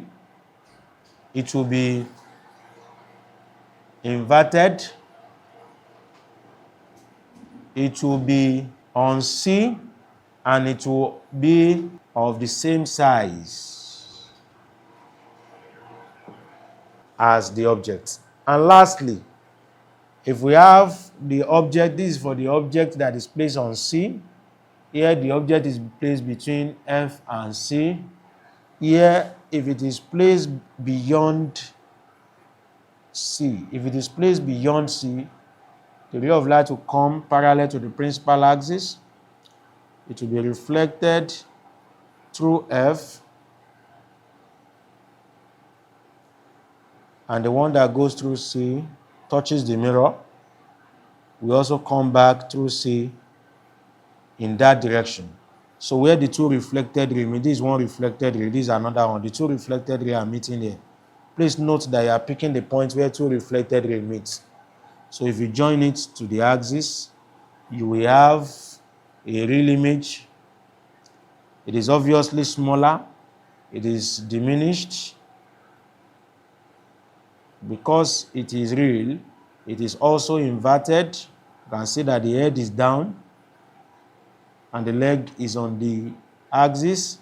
and it is between F and C. It is between F and C. These are, so this is for objects placed beyond C. So these are the images that we are going to have with a concave mirror at all positions of the object. When it is between P and F, it has a virtual image. When it is on F, it is at infinity. When it is on between F and C, it is real and magnified. When it is on C, it is real and same size. When it is beyond C, it is real and inverted. It is real and diminished. And I want you to check that a concave mirror has been able to produce, number one, all types of real. At a point, it produced real diminished. At a point, it produced real inverted. At another point, it produced real magnified. And at some other point, it produced real infinity. So concave mirror are the only mirrors that can produce real images between the three, between concave, convex, and plane mirror. It also produces a virtual image at one point, but the type of virtual image that it produced is an enlarged virtual image, a magnified virtual image. Don't forget that the plane mirror also produces a virtual image, but the virtual image produced in a plane mirror is of the same size. It is of the same size. Now, we need to know the specific points where it produces certain type of images. We can be told that a concave mirror produces a virtual image. That means the object must have been placed between P and F. A concave mirror produces object at infinity. That means image at infinity. It must have been placed at F. A concave mirror produces a diminished image. The only time it will produce a diminished image is when the object is placed beyond C. At every other time, the images are either enlarged, infinity, or of the same size. And the only time it will also produce image of the same size is when it is placed at C. It can produce magnified real at F to C, and it can also produce enlarged, magnified and virtual when it is placed at between P and F. I want you to find time to try to copy, to do all of this on your own. You can refer to this lesson at any time. You can also check your instructional materials to see more illustration on how all of this can be done, because they are very important aspects of what we are doing. Now for convex. Convex is like plane mirror. It produces only one type of image for all positions of the object. Don't forget convex. They are painted on the inside, P, F, and C. Let us assume that the objects are placed in front of it. That is the only place. You can't place objects at the back where the parameters are. So if we continue, any ray of light that comes from the head of the object will appear to pass through F. It will have been diverged anyway, but it will look as if it was going through F. And any ray of light that goes through C will pass through C undeviated.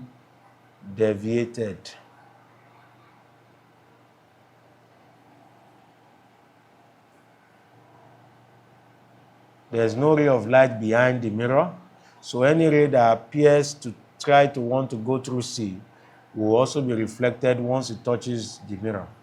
And that is it. So if we check, the two reflected rays will not meet in this direction. This is one. This is another reflected ray. But they will definitely, in fact, they have definitely met here. This is where they meet. And at that point, I can form a virtual image. Virtual because it's at the back of the mirror. The back of the mirror is a back that is represented with the painted edges. So that is where the image will be. If that is where the image will be, I can characterize the image. It is at the back of the mirror. It is virtual. It is between P and F. It is, of course, diminished. And it is erect. All virtual images are erect. All real images are virtual. That is it. Now, there's something I need you to get. A convex mirror produces a virtual and erect image, a virtual diminished image for all positions of the object. A plane mirror produces a virtual same-size image for all positions of object.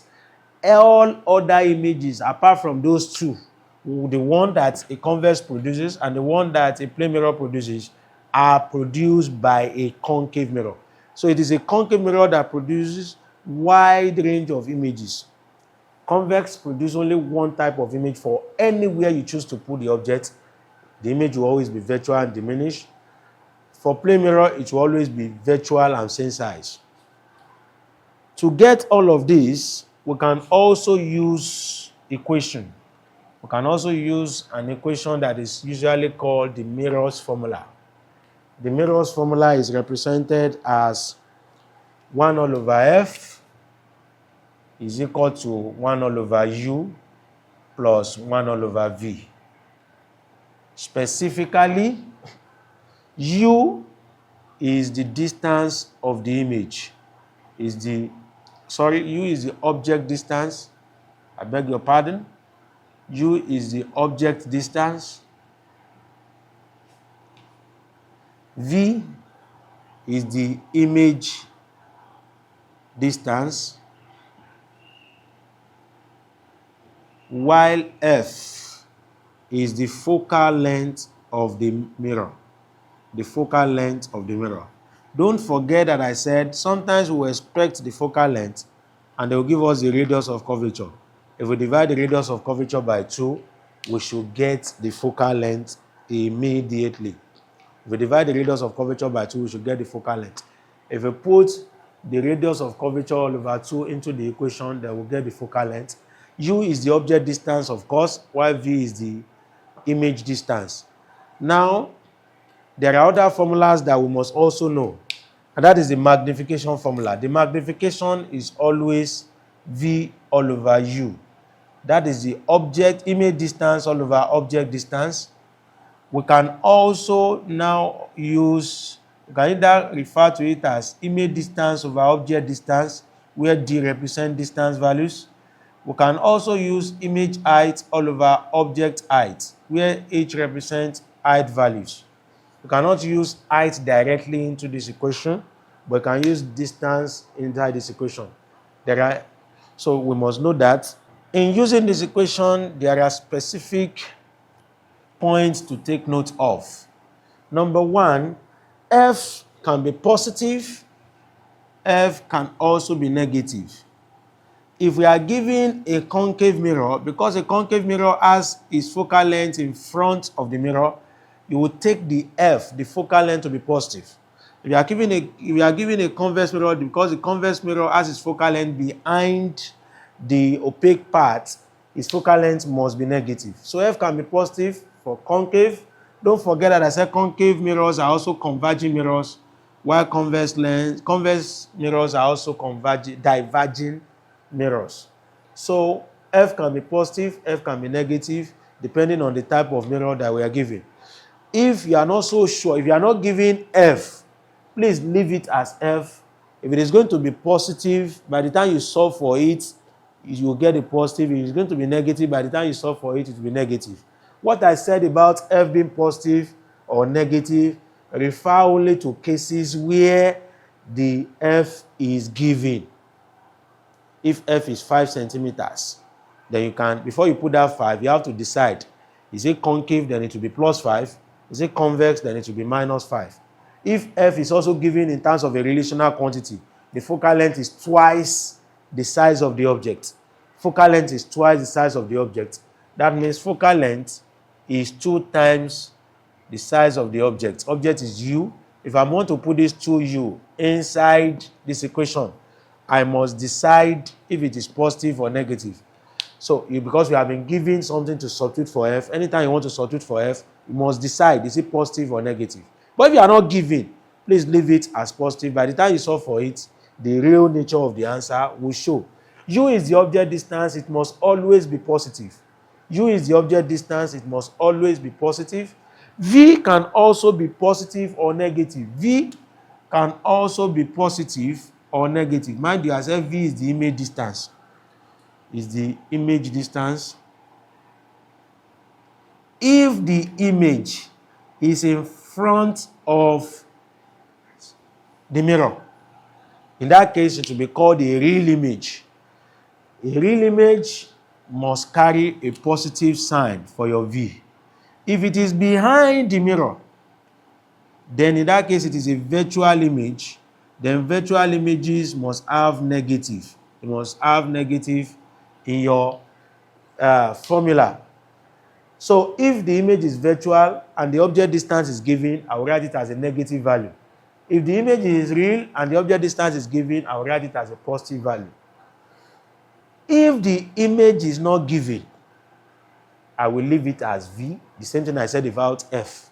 When you solve it, you will get the negative in the answer if it is negative, or you get a positive in the answer if it is positive. And there are two ways of giving you the image. I can give you the image distance directly. I can say the image distance is 10 centimeters. If it is 10 centimeters virtual, then it becomes minus 10. If it is 10 centimeter real, it becomes plus 10.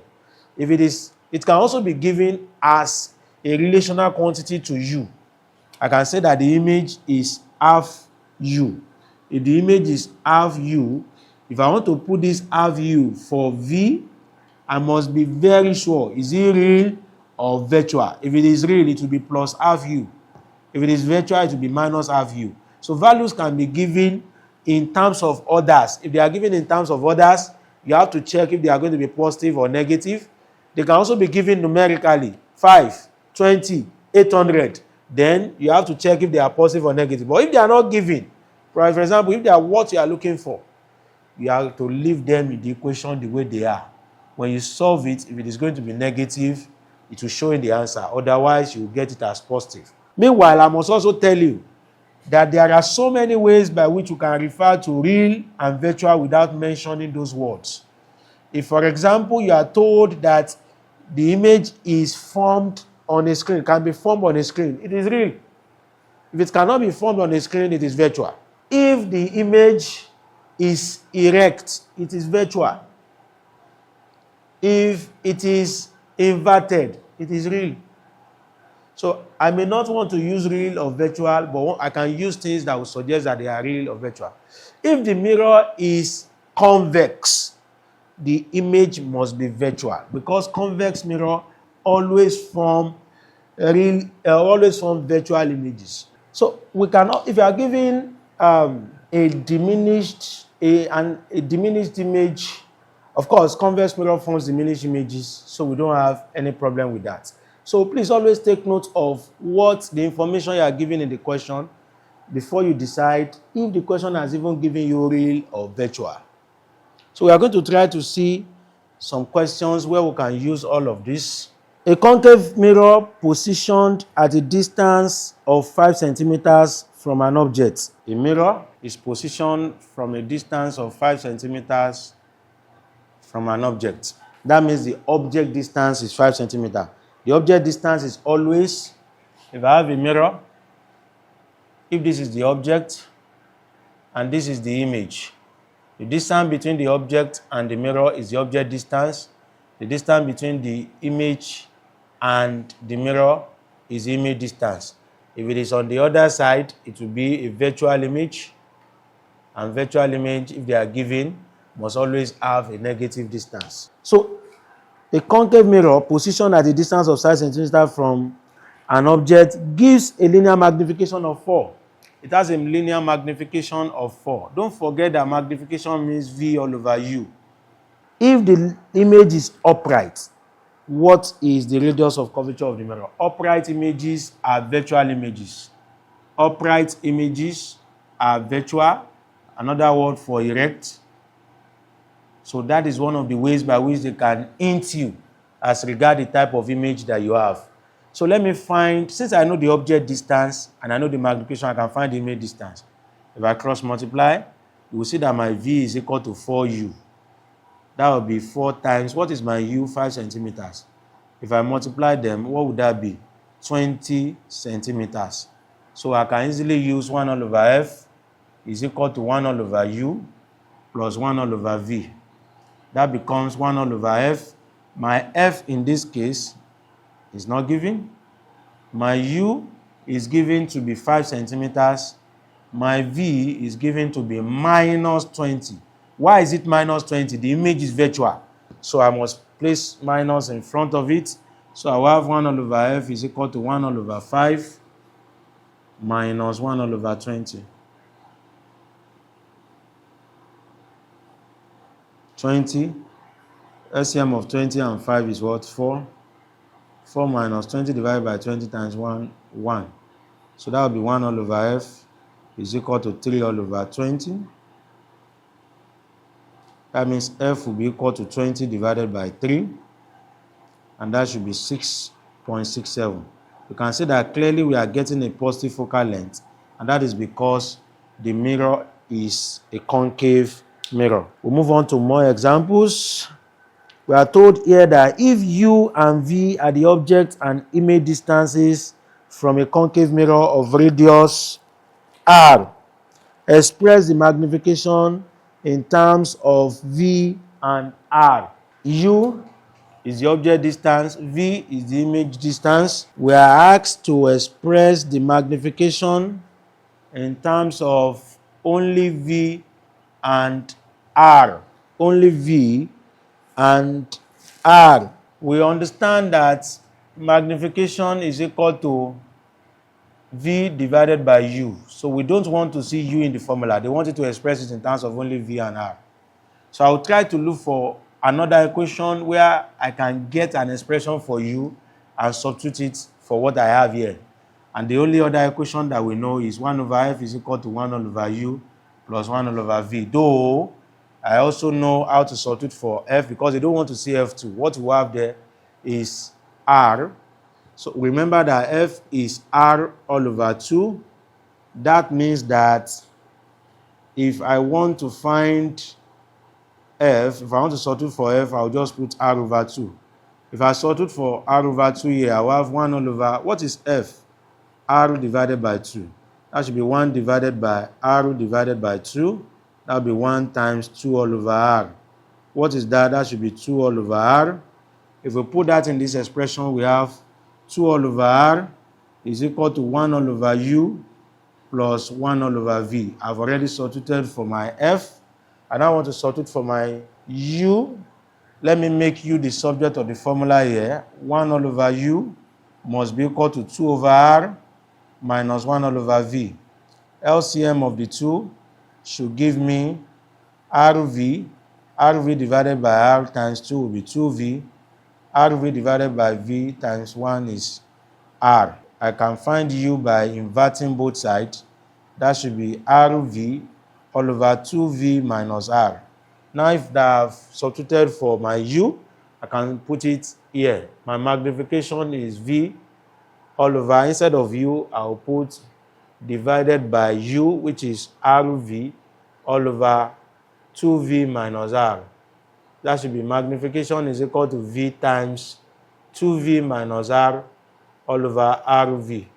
V cancel out V, so I'll have magnification is equal to 2V minus R all over R. I can even split out this fraction into 2V over R minus R all over R. So that should be the magnification, which will be 2V all over R minus 1. That's the expression that we are looking for. We'll solve more questions. A convex mirror produces an image which is 1/4 the size of the object.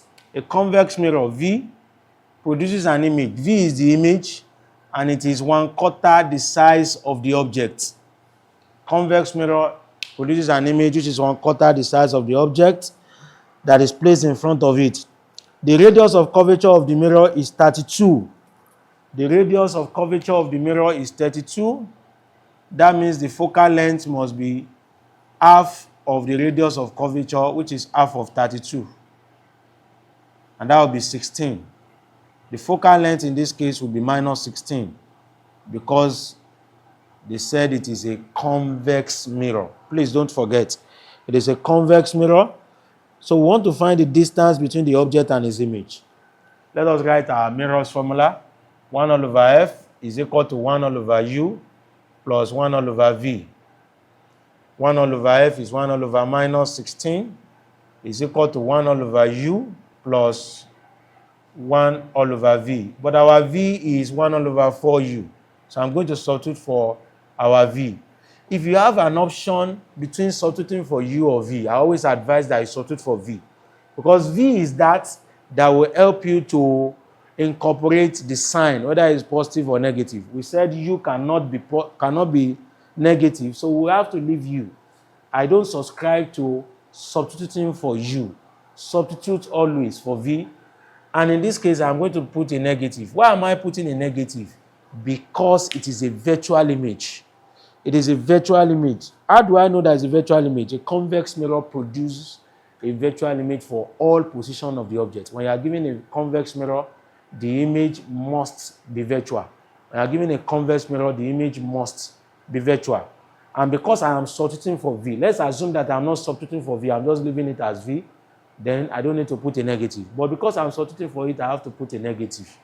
Anytime you are substituting a numerical value for it, or you are substituting a relational value that is given in terms of other quantity, you must incorporate positive or negative depending on the nature of the image. So if I want to solve this, I will have 1 all over minus 16 is equal to 1 all over u minus 1 all over u all over 4. That will be 1 all over minus 16 is equal to 1 all over u. This should be minus 4 all over u. If I find the LCM, I will see u. 1 minus 4 is equal to 1 all over minus 16. If we do that, we'll cross multiply. We have u is equal to minus 16 multiplied by 1 minus 3, 4 is minus 3. So u must be equal to plus 48. If my u is plus 48, it means my v will be equal to 1 all over 4u. And my v will be 1 all over 4 multiplied by 48. And that should be equal to 4 here 1, 4 here 12. So that should be 12 centimeters. I would like to draw this question for us. It means for this convex mirror, the object placed in front is at a distance of 48, while the image, which is a virtual image of course, is at a distance of 12. The question wants me to find the distance between the object and the image. The distance between the object and the image is always equal to v minus u, or it's always equal to u minus v, though I can use v minus u also. In this case, my u must be equal to 48 and my v must be minus 12. Don't forget that if it is at the back, it is negative. That should be 48 plus 12. 48 plus 12 should be equal to 60 centimeters. And if it is 60 centimeters, we can now get whatever it is that we need to find, which is the distance between the object and the image. Let me chip in additional explanation here. If it were to be a real image, then we expect that the real image will be in the same side as the object. There are two forms of a real image. We can have a real image such that the image distance v will be greater than the object distance. The distance between the two of them will therefore be v minus u. We can have one in which the image distance v is less than the object distance u. The distance between the object and the image in this case is v minus u. In any case, we are subtracting, and we are subtracting the larger value, the smaller value from the larger value. Even for convex, it is still v minus, here it is u minus v. In any case, we are subtracting the smaller value from the larger value. Even for convex, we are also subtracting. Only that v for convex is taken to be negative, and we can do that. We move on to spherical aberration. spherical aberration, all of what I've said about curved mirror, there's a deviation from reality with what you will have. There's a deviation between what you have in theory and what you will have practically. If you have a curved mirror, let's say a concave mirror, we said that any ray of light that is parallel to the principal axis will come through F after reflection by the mirror. Must come through F after reflection by the mirror. That is not always true. That is not always true. What we have in reality is that any ray of light that is parallel to the principal axis, the mirror will reflect it usually to a point before the F, just before the F, to be very close to F, but it won't be exactly on F. So the inability of a mirror to reflect parallel rays of light on it exactly through F is what is called spherical aberration. The inability of a curved mirror to reflect rays of light through it exactly through the principal focus is called spherical aberration, and that can be corrected by using special type of curved mirrors that are called parabolic mirrors. In parabolic mirrors, because the curvature is even greater, it's possible for all rays of light that are parallel to the principal axis to come exactly through F. What are the applications of curved mirrors? Curved mirrors, particularly convex mirrors, they are used as driving mirrors in cars. The mirrors that you have beside the driver, that the driver is always looking at to drive the car, the driving mirror are called, I give very good examples of curved mirrors. Curved mirrors, the driving mirrors, I said, are convex mirrors. Because convex mirrors produce diminished virtual images, they also have one certain advantage. They have a wide field of view. When you direct a curved mirror at yourself, it will give you a wide view. It will give you the images of all the objects around you to an extent that you'll be able to know what is going on even behind you. Why? Because it forms tiny, tiny images of all objects. So that gives you the space to form the image of large number of objects. So convex mirrors have wide field of view, and that is one of the reasons why we use them as driving mirrors. And they form virtual images. Because they form virtual images, we can easily see those images, and that is why we use them as driving mirrors. And please understand too that they have disadvantages too in being used as driving mirror. They are just the best. The disadvantages that they have in being used as driving mirrors are that they form very diminished image of the object. So they do not give you the exact impression of the size of those objects. That is why a warning is always written on those mirrors that objects in the mirror appear smaller than they are. So that you will not use the size that the mirror is showing you to estimate the size of the oncoming vehicle behind you. Concave mirror, because they form magnified images, they can be used as shaving mirrors. They can be used as dentist mirror because they can form virtual images of hidden part of the body so that we can work on them. And they are also used as reflectors in lamps because they can form they can form images at infinity for objects that are placed at their principal focus.